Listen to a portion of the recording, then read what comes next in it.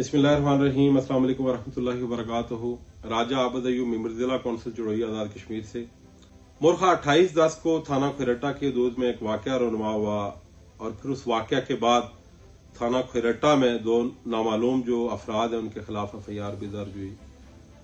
कुछ लोग इस सारे पस मंजर से वाकिफ भी होंगे।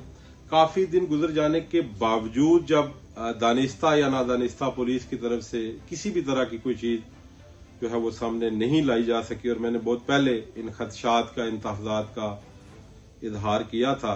गुज़श्ता तकरीबन 1 हफ्ता कबल काफी तकदो के बाद और अपने तौर पर कुछ हमने शवाहिद इसमें इकट्ठे किए।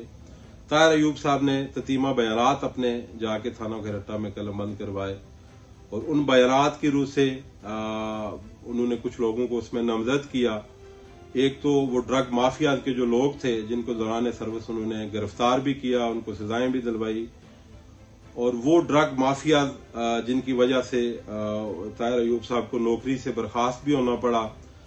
बाद अज़ां सर्विस ट्राइब्यूनल ने, मौजूदा अदालत ने उनको बहाल भी किया, लेकिन शायद वो माफिया के हाथ जो थे वो ज्यादा लंबे थे या फिर कानून के हाथ लड़खड़ा गए। बहरहाल वो मामला चल रहा है। और दूसरा SSP मीरपुर इरफान सलीम जो इस वक्त SSP के फराइज सर अंजाम दे रहे हैं, उनको उन्होंने उस FIR में नामजद किया। और आज तकरीबन 1 हफ्ता गुजर चुका है और ये वीडियो पैगाम भी जो है वो शायद मुझे ना देना पड़ता, लेकिन उन बयानात के बाद जो है वो मुझे धमकी अमेज कुछ टेलीफोन कॉल्स भी मसूल हुई और दबाव भी डाला गया कि आप वो जो बयानात थे आपने जिन लोगों को नामजद किया है वो वापस लें।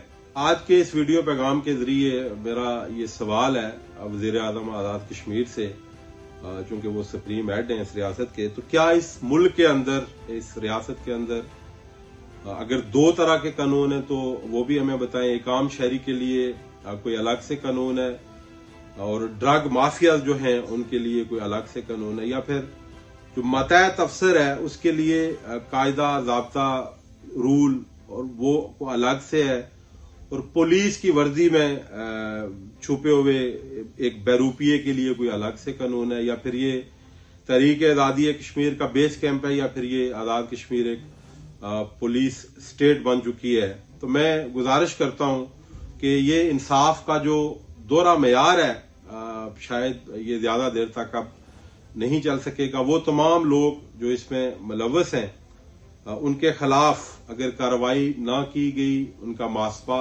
ना किया गया, उनको कानून के कटहरे में ना लाया गया, और इस जो पंडोरा बॉक्स है इसको मैं समझता हूं कि आप खुलना चाहिए और ये इन्वेस्टिगेशन के दौरान खोला जाए इसको, तो ये ज्यादा मुनासिब बात है। अगर मैंने कोई बात की तो शायद उसको कोई और रंग दिया जाए, और आप लोग देखेंगे कि ये पंडोरा बॉक्स जब खुलेगा तो ऐसे ऐसे इंकशाफात आप लोगों के सामने आएंगे कि आप लोग अपने कानों को हाथ लगाएंगे कि सरकारी दफातर के अंदर बैठे हुए ये लोग और बड़े बड़े मनसब पर फायद इंसाफ के ये जो ठेकेदार बने हुए हैं, ये इस रियासत के नाम पर ये लोग एक बदनुमा दाग है और इस मुल्क और कौम के लिए ये एक नासूर है। आइन और कानून को इन लोगों ने जो है वो घर की लोंडी बनाया हुआ, और यकीनन इन लोगों के एहसाब का जो वक्त है आ चुका है और वो करना चाहिए। प्राइम मिनिस्टर आजाद कश्मीर को यकीनन करना चाहिए। उन्होंने जब ये इस मनसब पर जब वो फायद हुए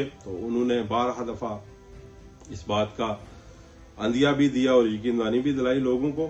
और मैं आखिर में एक बार फिर के इन तमाम लोगों के खिलाफ अगर ये कोई मुनासिब कार्रवाई ना की गई और इंसाफ ना मिला अगर, तो फिर आइंदा का जो लाए अमल है वो अपने तमाम जो दोस्त अहबाब हैं, अजीज व अकारब हैं, उसके मशवरे के बाद जो है वो तय किया जाएगा। बहुत शुक्रिया।